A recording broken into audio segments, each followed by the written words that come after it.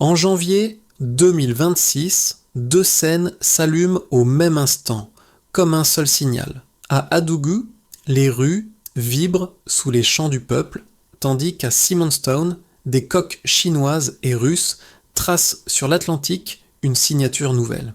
Que dit ce synchronisme pour l'ordre mondial et pour votre lecture du réel quand Ibrahim Traoré y voit la preuve que le front n'est plus seulement terrestre?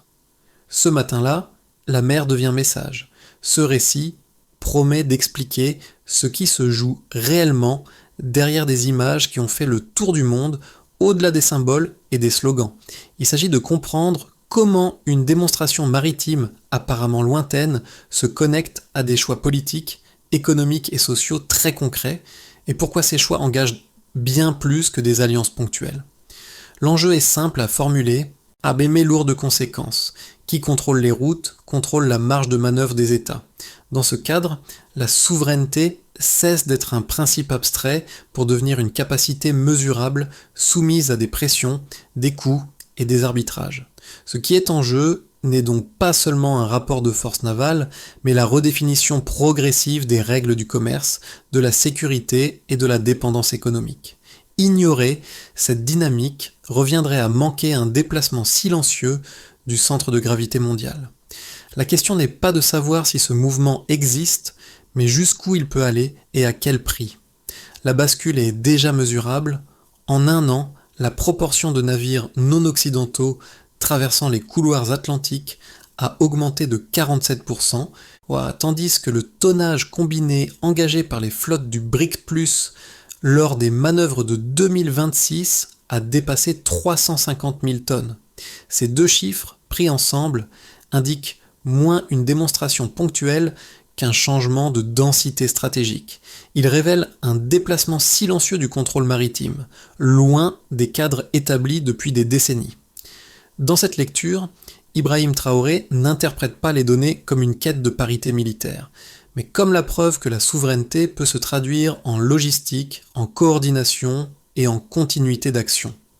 Pour comprendre cette rupture, il faut revenir au cadre ancien. Pendant longtemps, l'Atlantique Sud a fonctionné comme une frontière invisible, régulée par des puissances capables d'imposer tarifs, sanctions et saisies. Le commerce circulait, mais sous conditions. Les routes existaient, mais restaient vulnérables à des décisions prises loin des pays qu'elles traversaient. Cette dépendance structurelle liait directement sécurité maritime et soumission économique. Ce que montrent les événements de 2026, c'est l'apparition d'un schéma alternatif. Les exercices conjoints ne se limitent plus à la dissuasion, ils simulent la protection de convois énergétiques, la sécurisation de flux miniers et la coordination logistique hors des structures occidentales. Entre janvier et février, 26 opérations conjointes ont été recensées entre navires chinois, russes, sud-africains et iraniens. Chaque manœuvre ajoute un maillon à une chaîne qui vise l'autonomie fonctionnelle. Dans ce contexte, Ibrahim Traoré inscrit le Sahel dans une géographie élargie, si un pays enclavé reste dépendant tant que ses exportations et importations passent sous contrôle externe. L'accès indirect à la mer devient donc un enjeu de dignité autant que de survie économique. La mer cesse d'être un décor lointain pour devenir un levier central. Ce cadre explique pourquoi des événements séparés par des milliers de kilomètres prennent soudain sens ensemble. La rue et l'océan, la ferveur populaire et la coordination navale composent une même narration stratégique. Ce n'est plus une succession d'images, mais un système en formation. Pour saisir les effets concrets de ce basculement, il faut quitter un instant les chiffres et suivre une trajectoire humaine. Au cœur de cette transition, Ibrahim Traoré apparaît moins comme un stratège naval que comme un traducteur politique d'une intuition collective. Sindo, lorsqu'il observe les images de Simonstown, il ne s'attarde pas sur les pavillons étrangers, ni sur la puissance brute des flottes. Il y voit le prolongement logique de la résistance sahélienne déplacée vers un espace longtemps perçu comme inaccessible. Autour de lui, les alertes sont pourtant claires. Ses conseillers évoquent sanctions économiques, isolement diplomatique, risque de représailles indirectes. Le calcul n'est pas théorique. Un pays qui s'écarte des circuits dominants s'expose à des ruptures d'approvisionnement, à des pressions financières et à une volatilité accrue. Mais la lecture de Traoré dépasse la simple balance coût-bénéfice. Il part d'un constat simple: une souveraineté proclamée mais non protégée reste fragile, quelle que soit la ferveur intérieure. Les premiers effets se font sentir rapidement. Dans plusieurs capitales africaines, le discours change de ton. À Bamako, Lusaka ou Windhoek, des responsables politiques commencent à évoquer la mer non plus comme une limite géographique, mais comme un espace stratégique à reconquérir. Cette inflexion n'entraîne pas encore de rupture formelle, mais elle modifie les priorités. Sécurité des corridors, partenariat logistique, formation maritime. Pour les populations, l'impact est plus diffus mais réel. La mer, absente du quotidien sahélien, entre dans l'imaginaire collectif par les écrans et les slogans. Elle devient le symbole d'une sortie possible de l'enfermement économique. Ce glissement d'échelle, du local au global, marque un premier seuil. Le récit n'est plus défensif. Il commence à projeter un avenir. Le déclenchement ne se produit pas en mer, mais à terre. Donc, à la veille du 3 janvier 2026, une rumeur d'attentat circule dans certains cercles sécuritaires autour d'Adougou. Les informations restent floues, fragmentées et aucun ordre officiel n'est donné. Quelques heures plus tard, des agents infiltrés tentent pourtant d'activer des explosifs près de la résidence présidentielle et d'une installation de drones. L'objectif est clair: décapiter le commandement, semer la confusion, ouvrir une brèche politique exploitable. Dans ce schéma, le chaos précède toujours l'ingérence. Le plan échoue, non par une riposte militaire classique, mais par un enchaînement imprévu. La fuite de l'information déclenche un rassemblement populaire avant même que les forces armées ne se déploient. Les rues se remplissent, les slogans se propagent, les gestes s'accordent sans coordination formelle. Ce moment marque un basculement. La tentative de déstabilisation, pensée comme une opération rapide, se heurte à une mobilisation spontanée qui neutralise son effet psychologique. Le coup s'effondre avant d'avoir pris forme. C'est là que le récit atteint son point culminant. Ibrahim Traoré apparaît au balcon, sans discours, sans mise en scène. Un geste, un silence, et la foule comprend que l'épreuve est passée. Les services de renseignement évoquent plus tard un financement étranger estimé à 125 000 $. La somme est modeste à l'échelle des budgets clandestins, mais elle devient un symbole. Elle incarne l'écart entre des moyens financiers limités et une adhésion populaire massive. Dans certaines chancelleries occidentales, on parle d'instabilité. Dans les rues du Sahel, on parle de renaissance. Au même moment, à des milliers de kilomètres, les navires du BRICS+, entrent dans le port de Simonstown. La simultanéité frappe les observateurs.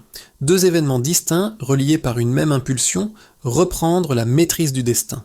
Pour Ibrahim Traoré, ce synchronisme n'est pas accidentel. Il révèle l'existence de deux fronts complémentaires. La terre, où la légitimité se joue dans la rue, la mer, où elle se consolide dans la logistique et la coordination. Les rémanences de cette séquence sont immédiates. Sur les réseaux, une phrase circule. Reprise et transformée, le monde multipolaire n'est plus une idée, il accoste. Cette formule résume l'effet durable du moment. La tentative de déstabilisation intérieure échoue, tandis que la démonstration maritime extérieure s'affirme. Ensemble, elles produisent un récit cohérent, d'un où la souveraineté cesse d'être défensive pour devenir projective. À partir de là, la dynamique s'accélère. Les discours officiels changent de registre. Les alliances se lisent moins dans les communiqués que dans les calendriers d'exercices conjoints et les accords logistiques. Ce qui n'était qu'un épisode devient une séquence structurante dont les effets continueront de se faire sentir bien au-delà de l'événement initial. Pour mesurer la portée réelle de cette séquence, il faut revenir aux données et les lire dans le bon sens, du point de départ vers l'écart qui se creuse. Avant 2025, les couloirs atlantiques restaient largement dominés par des flottes occidentales, tant en volume qu'en coordination opérationnelle. Les exercices conjoints, organisés dans l'Atlantique Sud 5 ans plus tôt, affichaient un tonnage nettement inférieur et une participation plus homogène, centrée sur les membres de l'OTAN. Cette situation formait le point de départ d'un ordre maritime stable, mais fermé. L'écart apparaît clairement en 2026. Selon les données compilées par l'Institut maritime africain, le tonnage combiné des flottes du BRICS+, engagées dans les manœuvres, atteint 350 000 tonnes, soit près du double des exercices comparables organisés auparavant dans la même zone.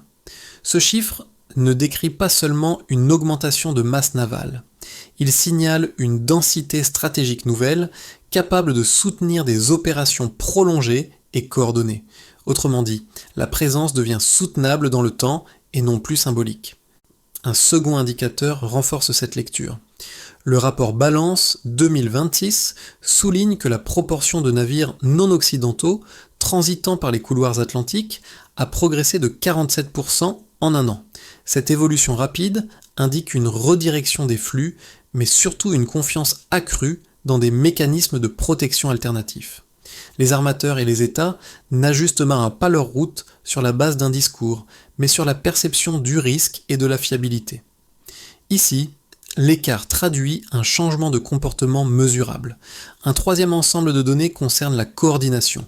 Entre janvier et février 2026, 26 opérations conjointes ont été recensées entre des bâtiments chinois, russes, sud-africains et iraniens. Ces opérations vont de simples exercices de défense aérienne à des simulations de protection de convois énergétiques. Chacune d'elles ajoute une couche d'interopérabilité. Le passage du ponctuel au répétitif transforme une alliance d'opportunités en réseau fonctionnel. Pour Ibrahim Traoré, ces chiffres ne sont pas des trophées. Ils constituent des preuves opérationnelles.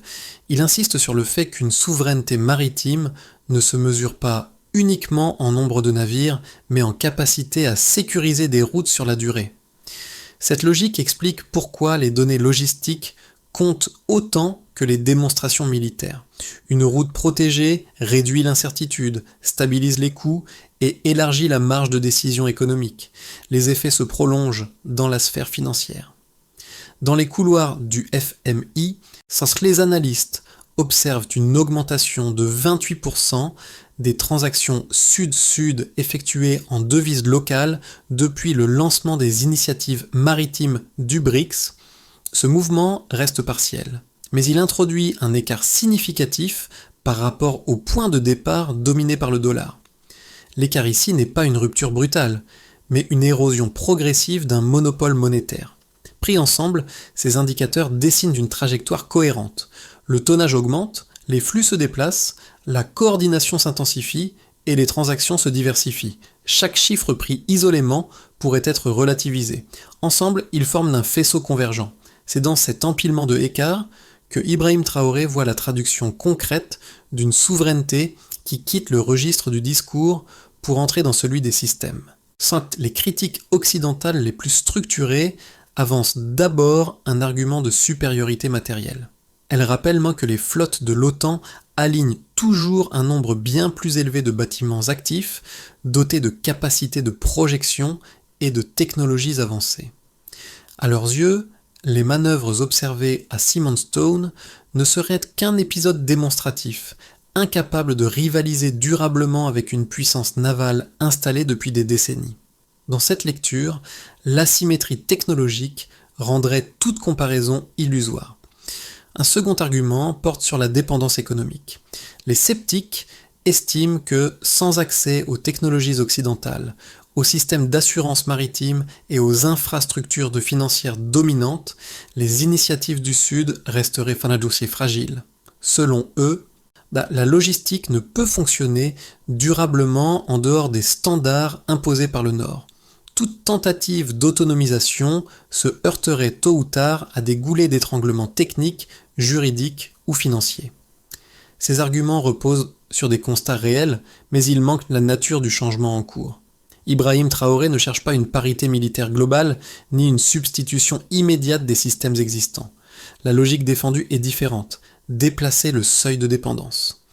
Les données montrent que l'objectif n'est pas de surpasser l'OTAN en volume, mais de sécuriser suffisamment de routes pour réduire la vulnérabilité économique. Une souveraineté partielle mais fonctionnelle peut déjà produire des effets politiques. Les faits nuancent également l'argument technologique. Chez encore, la Chine fournit aujourd'hui environ 60% des composants électroniques utilisés dans certains systèmes de drones sahéliens, tandis que l'Inde participe à la maintenance des réseaux de communication liés au BRIC Maritime Link. Cette diversification n'annule pas toute dépendance, mais elle la redistribue. Le risque n'est plus concentré sur un seul pôle, ce qui modifie profondément le rapport de force. Enfin, la question de la coordination pèse plus que celle du nombre. Les 26 opérations conjointes recensées en début d'année montrent une montée rapide en interopérabilité. Or, une flotte moyenne mais cohésive peut sécuriser des corridors précis de manière plus efficace qu'une force supérieure dispersée. Le débat ne se joue donc pas entre puissance absolue et faiblesse relative, mais entre centralisation rigide et réseau adaptatif. Ainsi, les objections ne disparaissent pas à ce pas. Elles changent de statut. Elles deviennent des contraintes à gérer plutôt que des barrières infranchissables. C'est dans cet espace intermédiaire que se construit la doctrine défendue par Traoré. Une souveraineté graduelle, mesurée non par la domination totale, mais par la capacité à choisir. Ce basculement résume le cœur du changement observé en 2026. Jusqu'ici, la souveraineté africaine s'exprimait surtout sur la terre ferme, à travers le contrôle du territoire, des frontières et des ressources minières. Désormais, l'enjeu glisse vers un espace longtemps marginal dans les récits politiques du Sahel, les routes maritimes. Ce déplacement d'échelle modifie la grammaire même de la puissance. La sécurité ne se joue plus seulement dans les garnisons ou les capitales, mais dans la continuité des flux. Dans cette perspective, Ibrahim Traoré apparaît comme l'un des premiers dirigeants sahéliens à articuler clairement ce changement. Il ne s'agit pas de transformer des pays enclavés en puissance navale, mais de connecter leur avenir économique à des corridors protégés par des partenariats extérieurs. La mer cesse d'être une frontière abstraite. Elle devient une extension fonctionnelle du combat pour l'autonomie. Ce point médian révèle aussi une inversion symbolique. Pendant des décennies, l'océan était perçu comme un espace surveillé par d'autres, associé à la dépendance et aux contraintes. En 2026, il est réinvesti comme un lieu de projection et de coopération. Cette réinterprétation explique pourquoi des pays sans littoral se sentent directement concernés. À partir de là, le récit change de rythme. Donc la question n'est plus de savoir si cette stratégie est audacieuse, mais quelles conséquences concrètes elle entraîne pour les États, les économies et les sociétés. Pour les États, la première conséquence est diplomatique. L'extension de corridors maritimes de protégés modifie les marges de négociation. Le Burkina Faso, pourtant enclavé, renforce sa position idéologique en s'insérant dans un réseau qui sécurise indirectement ses exportations et ses importations. Les invitations adressées à Ibrahim Traoré à Johannesburg, puis à Téhéran, illustrent ce déplacement. Il n'est plus perçu uniquement comme un acteur sahélien, mais comme un relais d'une vision plus large de la souveraineté connectée. Cette visibilité offre des leviers, mais expose aussi à des pressions accrues. Pour les entreprises, les effets sont immédiats et contrastés. Certaines sociétés minières locales renégocient leurs concessions.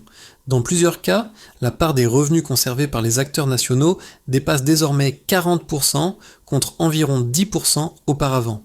La sécurisation logistique réduit les coûts de transport d'environ 15%, ce qui améliore la viabilité économique de projets longtemps jugés marginaux. En parallèle, certaines multinationales se retirent, craignant des représailles politiques ou une instabilité réglementaire. Le marché se recompose entre opportunités nouvelles et retrait stratégique. Du côté des populations, l'impact est moins chiffrable mais profondément ressenti. Dans les rues de Ouagadougou, les slogans changent de tonalité. La mer, absente de l'expérience quotidienne, devient un symbole d'ouverture. Les images de navires étrangers ne sont plus associées à la surveillance, mais à la protection. Cette évolution nourrit un sentiment de dignité retrouvée. Toutefois, les tensions persistent. L'inflation, les coupures d'électricité et les risques de perturbation des importations rappellent que l'autonomie a un coût. L'espoir cohabite avec l'inquiétude. À l'échelle régionale, la dynamique dépasse le seul Sahel. Au Sénégal, au Togo ou en Namibie, Des mouvements citoyens s'organisent autour de l'idée que la souveraineté économique peut s'étendre jusqu'à la mer. Les États côtiers observent avec attention cette reconfiguration. Certains y voient une opportunité de devenir des hubs logistiques du Sud global. D'autres redoutent une militarisation accrue de leurs espaces maritimes. La région entre ainsi dans une phase d'ajustement stratégique. Donc, dans cette lecture à plusieurs niveaux, Ibrahim Traoré sert de point de cristallisation. Sa doctrine ne promet pas une prospérité immédiate, mais une capacité accrue à choisir ses partenaires et ses priorités. Les conséquences ne sont ni uniformes ni linéaires. Elles redessinent des équilibres, ouvrent des marges et créent de nouvelles vulnérabilités. Ce tableau montre que la souveraineté maritime n'est pas une abstraction. Elle produit des gagnants, des perdants et des zones grises. La question devient alors centrale. Comment transformer cet élan en stabilité durable sans en payer le prix social le plus élevé?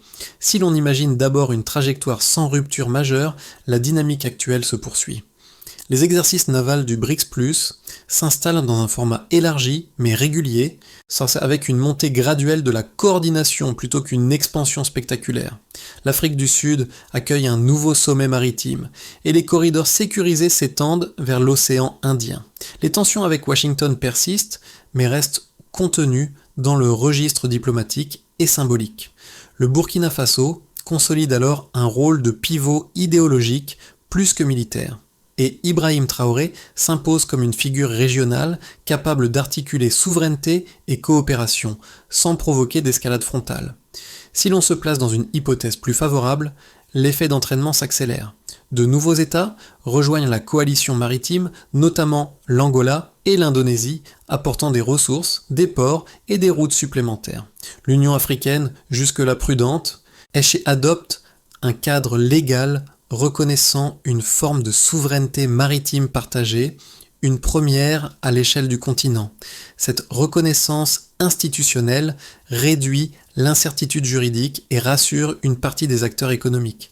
Les marchés du Sud gagnent en stabilité relative et la confiance s'installe progressivement. Dans ce contexte, la doctrine portée par Traoré cesse d'être perçue comme une exception sahélienne pour devenir une option stratégique crédible. A l'inverse, une hypothèse plus sombre repose sur une réaction plus dure des puissances établies. Des sanctions financières ciblées se multiplient, les lignes d'approvisionnement se tendent et les manœuvres du BRICS+ sont requalifiées en militarisation déguisée. Une campagne d'influence tente d'isoler politiquement Ibrahim Traoré, à la présenter comme un agitateur plutôt que comme un partenaire. La cohésion interne du bloc se fissure sous la pression des intérêts nationaux divergents. Dans plusieurs pays, la tentation d'un repli apparaît, fragilisant la logique de coopération. La souveraineté proclamée devient alors plus coûteuse à maintenir. Entre ces trajectoires, la réalité se situera probablement dans une zone intermédiaire, fluctuante, comme un navire pris entre deux courants. Aucun scénario n'annule les autres. Ils coexistent comme des forces concurrentes qui s'activent selon les événements. La question centrale n'est donc pas de prédire l'avenir, mais de comprendre quelles décisions présentes rendent l'un ou l'autre scénario plus probable. Au fond, la ligne directrice ressemble à une lucidité stratégique.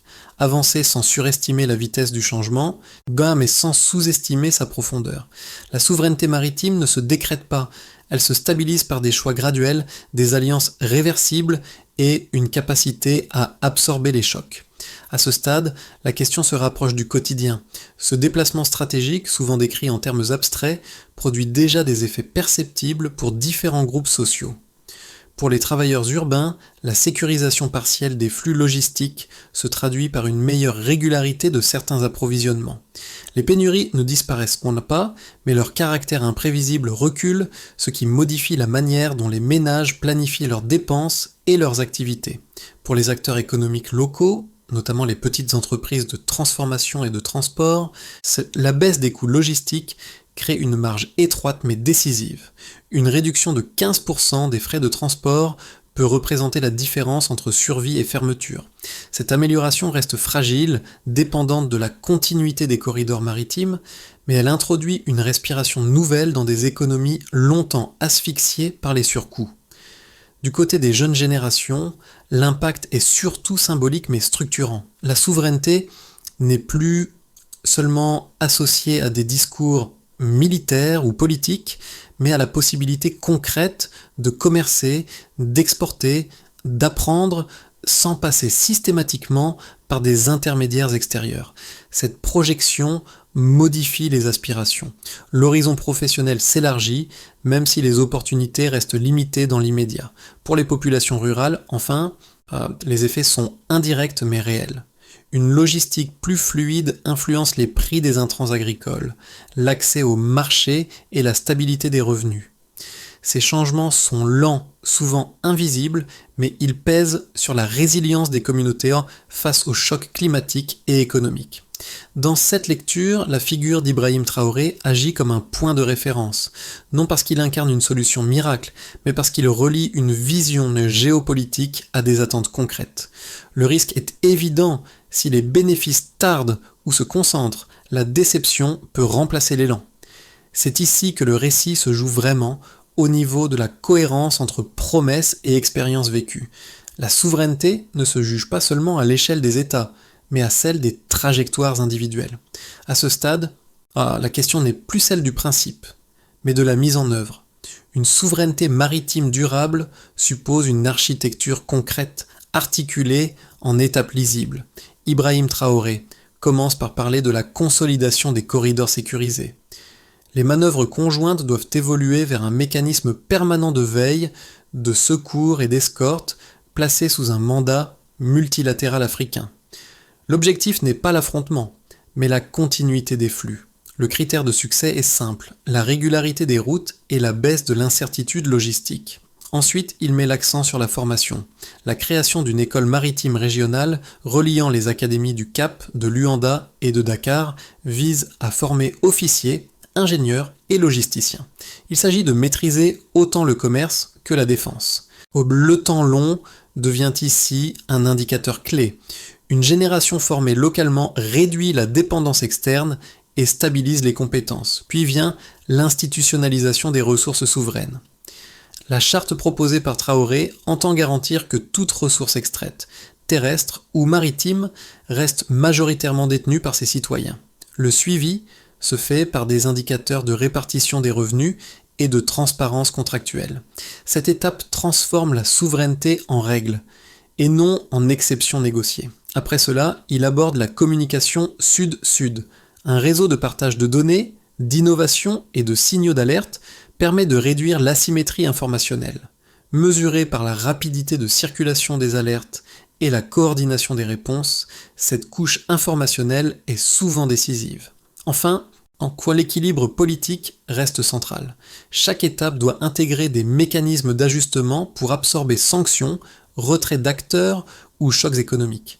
Pour Ibrahim Traoré, la souveraineté n'est pas un cri, mais une architecture évolutive, évaluée par sa capacité à durer sans rompre le lien social. Le récit revient alors à une image plus simple, presque silencieuse. Sur un quai africain, un jeune marin observe l'horizon, pendant que des conteneurs sont hissés sous un soleil pâle. Ce geste ordinaire résume mieux que les discours ce qui a changé. La souveraineté n'est plus seulement débattue dans des salles fermées, elle se matérialise dans des routines nouvelles. C'est ce lien entre vision et geste quotidien que Ibrahim Traoré cherche à préserver. Le motif apparu plus tôt, celui d'un continent longtemps tourné vers la terre, mais me trouve ici son écho. La mer, autrefois absente de l'imaginaire sahélien, devient un espace partagé de projection. Les familles regardent les images à la télévision, non comme un spectacle lointain, mais comme une promesse fragile. Cette promesse n'efface ni la fatigue ni les tensions. Elle cohabite avec les coupures d'électricité, la hausse des prix et l'incertitude persistante. Pour Ibrahim Traoré, cette ambivalence n'est pas un échec, elle est la condition même d'une transformation réelle. Une dignité qui se traduit en logistique, en formation et en règles, produit des avancées lentes, parfois invisibles, mais elle évite l'illusion des ruptures instantanées. La souveraineté devient un processus vécu, non un slogan figé. La phrase qui circule alors, discrète mais tenace, agit comme un clou narratif. La dignité peut devenir système. En elle ne promet pas le confort, mais la cohérence. Dans ce miroir tendu à la société, chacun perçoit une part de responsabilité. Ce retour au concret ferme la boucle ouverte au début, du symbole à l'expérience. Ce parcours ne se conclut pas par une certitude, mais par une invitation. Ce qui se joue autour des routes maritimes, de la souveraineté logistique et des alliances émergentes dépasse un seul dirigeant ou un seul pays. Ibrahim Traoré apparaît dans ce récit comme un révélateur plus que comme un point final. Il met en lumière une question que beaucoup évitaient. Comment exister dans un monde interconnecté sans déléguer entièrement son avenir ?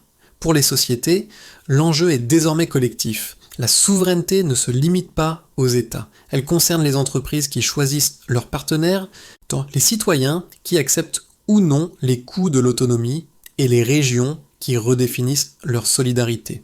Chacun, à son échelle, participe à la manière dont ces choix se traduiront en stabilité ou en tension. Ce moment historique ouvre un espace de réflexion plus large. Faut-il privilégier la sécurité au risque de la fermeture ou accepter l'incertitude pour élargir les marges de décision ? Comment concilier coopération et responsabilité commune sur des espaces qui n'appartiennent à personne, comme la mer ? Ces dilemmes ne trouvent pas de réponse unique.